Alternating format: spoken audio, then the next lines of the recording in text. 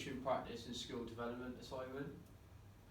In this assignment, I will be discussing the key principles of coaching and environmental factors in skill development. Key principles of coaching practice that I'm going to be talking about are fun, result-based and progression. Fun. The first thing I'll be discussing when coaching is fun.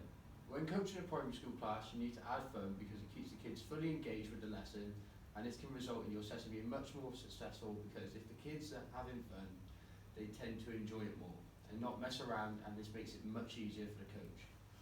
When I coached in a primary school, I tried to add as many game-related drills as I could so that the kids would be developing their skills whilst enjoying themselves. A reference I got to support this was from Carney from 2004. Result-based. Another key coaching principle is result-based training.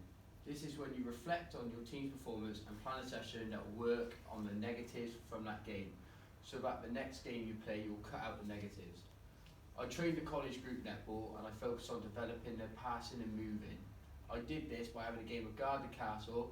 This is where you have a defender guarding the ball on a cone and the attackers are moving around and passing until there's a good opportunity to hit the ball off the cone. This was successful because we had a training game at the end at the session and the movement was much better. Progression. My last key coaching principle I'm talking about is progression. It is important to show progression in a session because this allows the student to progress their skills and to advance in their sport. Progression is when you set your class an activity to do, and once they've shown they're comfortable with the task, you set them something to make it a little bit harder. For example, when I coach university students, I did shooting, and once I could see the strikers were comfortable with finishing, I added defenders to make it harder for them. Next I'm going to be talking about is environmental factors. So these are key points, age and skill level. Age. The first environmental factor I'm going to be talking about is age. Age is important when coaching because you need to plan a session suitable for the age you are coaching. For example, if you are coaching a class of receptions, you will need to take a number of factors on board, and the most important one is their age. You need to be patient with them because they're only like 4 to 5, so you need to help them develop their skills. Excuse me. You also need to have basic vocabulary so that they understand what you're telling them to do. A reference I have to support this is from Stafford, 2011. Skill level. The second skill level development I'll be discussing is skill level. This is important because when you're coaching, you need to know the level of athletes you're coaching so that you can plan a lesson for them. For example, if you're coaching academy level footballers, you will need to plan a more advanced drill so that they're getting something from the session. You wouldn't teach academy footballers a simple passing drill because it won't develop their skills and it won't progress them as players. So you need to make sure you take their skill level on board when coaching. When I planned my football session for the university team, I made sure I used advanced drills. For example, I did crossing and finishing because I knew their skill level. I was able to make it harder by adding a defender to put them under pressure when finishing. So this was good because it was developing their skills and challenging them. Oh God, sorry fish. I need to crack down for this one. It's in grey, sorry. Knowledge of the coach. Oh, you can look on the board. Behind you. Oh yeah, that is better to be fair. Knowledge of the coach. The next skill level I'll be discussing is knowledge of the coach. This is very important because if you're coaching a sport, it is important that you have knowledge of the sport, you are teaching.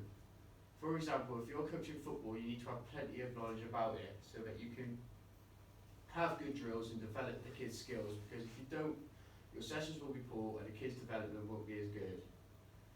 Another key thing about this is if you have a good coach, you'll know to do things like risk assessments to avoid putting the kids at risk, because if you don't do a risk assessment and there was a big hole in the pitch, you can put a kid at risk of breaking their ankle. Coaching practice. Coaching practice is important because you need to have plenty of practice when being a coach, because without it, you will not be able to progress as a coach. This is because when you're practicing, you will get feedback from more qualified coaches and they will help you improve, and this will impact on the quality of sessions that you deliver. But if you don't practice, then your sessions will not improve and you can't develop as a coach. Self-awareness. Self-awareness is important in coaching because as a coach you need to take your surroundings into consideration. When coaching, for example, things like risk assessments, so that making sure the kids are safe in the sessions and you're eliminating the risks that could end up harming one of the kids. Coaching practice requirements. Autocratic coaching is a dictatorship of coaching styles. The coach is generally the one who has input and makes decisions autonomously when considering the direction of their team. With autocratic coaching, coaches might explain the objectives and goals to their players, and they can ask limited questions, but the coach has ultimate say in regards to how the team acts and plays. A reference I got for this one is from Tala Iqbal 2011. Sorry, I couldn't pronounce that one. Democratic coaching. This coaching style prefers active communication and team involvement. Coaches who use the democratic style encourage players to voice their opinions and thoughts in order to make the best decisions. This engagement usually results in stronger relationship with the team, as well as a closer inter-team bond. Reference I got for this one was from Jowett, S, 2007. Visual learning. Visual learning is the ability to learn by watching someone do the activity that you are trying to learn. It's an effective way of learning as it is easy to see it and then to mimic it. And this is a very successful way of teaching. This is from Winnick 2018. Audio learning. Audio learning is important when in sport. No, sorry, I'll say that one again. Audio learning in sport is when you don't learn from seeing it, you learn by having someone tell you it step by step, and then you going on and performing it. This is from Winnick 2018 again. Positive learning environment for the athletes. A positive learning environment is made up by many factors. When coaching, you need to make sure you include levels of fun, but also make sure that they get something from the session. By doing this, you can progress the session, so making it a little bit harder for them, and including plenty of feedback.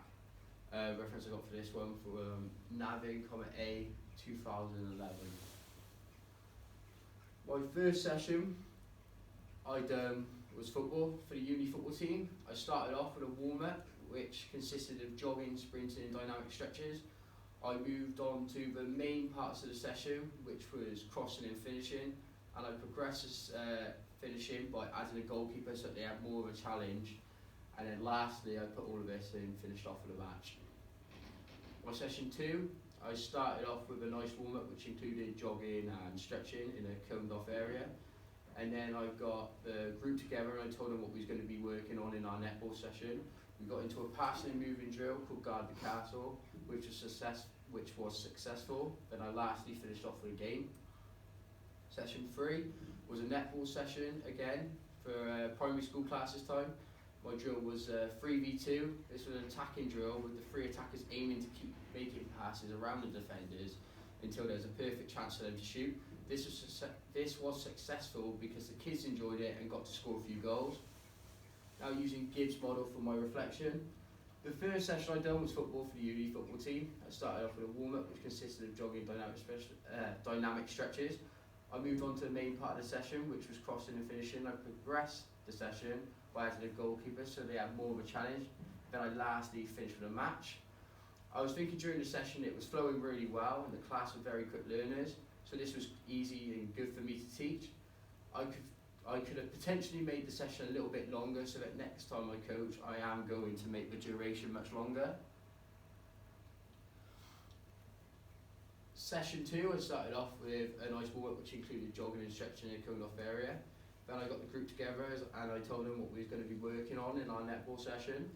We got into a passing and moving drill called Guard the Castle, which was successful. Then I lastly finished off with a game. I thought it could have gone a tad bit better because there was elements of people messing around in my session, which I had to cut straight out. So if I was to do this session again, I would make sure I split certain people up into separate groups so I can have a much better session with more drills included.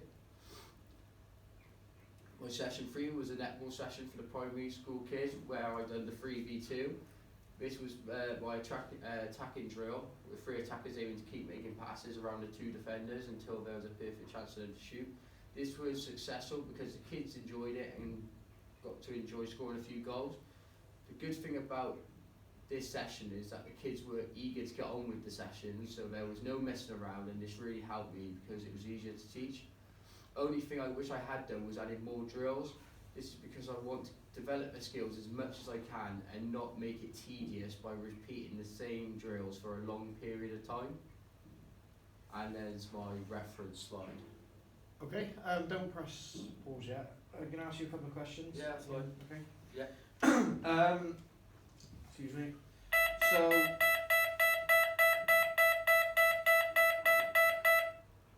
can you just remind me what makes an effective learning environment in your opinion? So when you're coaching, what would an effective learning environment look like? Well, the drills, like if someone was to come and see one of my drills, I want no messing around. You can see that the drill is going to plan, the kids are enjoying themselves, and it's a really good flowing session. Okay, so I'll pick up on a couple of those points. So, why is that an effective learning environment if nobody's messing around, as you said? Because as a coach, if you've got kids messing around, you've either got to like set them out or send them back into the classroom, which then one group, if they need everyone in their group and you start taking people away from that group, it's not going to work. So it makes it harder for you as a coach by the kids messing around. Okay. And you said about enjoyment. Why is enjoyment important for learning? Because if they're enjoying themselves, they're going to be more eager to learn and listen to you. If you're giving them drills that they're not enjoying, they're either going to stop coming to the club or they're just not going to pay attention because of the fact that they've lost interest. If you can keep them fully engaged, they'll enjoy themselves and want to keep going. Okay, excellent. So I'm going to ask you a question about coaching practice requirements now. Yeah. So how do coaching practice requirements vary for different participants? So for example, how is it different? How is coaching practice requirements different from a group of 4 and 5-year-olds to a group of university students? Well, if you're a coach and you're coaching 4 and 5-year-olds, there's multiple things you've got to take into consideration, like their age, their like skills, what they can and can't do, the way you speak to them. Whereas obviously you've got university students, you can talk more advanced, you can give them more advanced drills because they already know the basics, and you don't have to. You can use more. What's the word? More harder vocabulary because they'll understand what you mean. Whereas obviously with the little ones, you've got to talk really basic to them, and you can't really tell them off because of their age. They'll get upset by it. Would you say the goals of your sessions would be different between those two groups? Yes, with the university students, I would have a certain target that I'd be trying to reach, and it would be more of a harder session, say, which didn't involve much. Well, it'd be improving their skills, but it'd be like using their skills in my session, so it could be anything like attack v defence. Whereas with kids, I'd be doing the basics of firstly trying to pass the ball, take a touch, pass it back, and work on it like that. Okay. Would you say there's more emphasis on fun with one age group, or? Yeah. With the 4 to 5-year-olds, they're at that age where it's the first time they're doing sport. You want them to enjoy it because if they enjoy it, they'll be more eager to carry on doing it. They'll be eager to learn. Whereas if you've got university students and you're adding elements of fun, they'll abuse that and they will completely lose interest in the actual developing part. They'll just use it as an opportunity to mess around. Okay, thank you.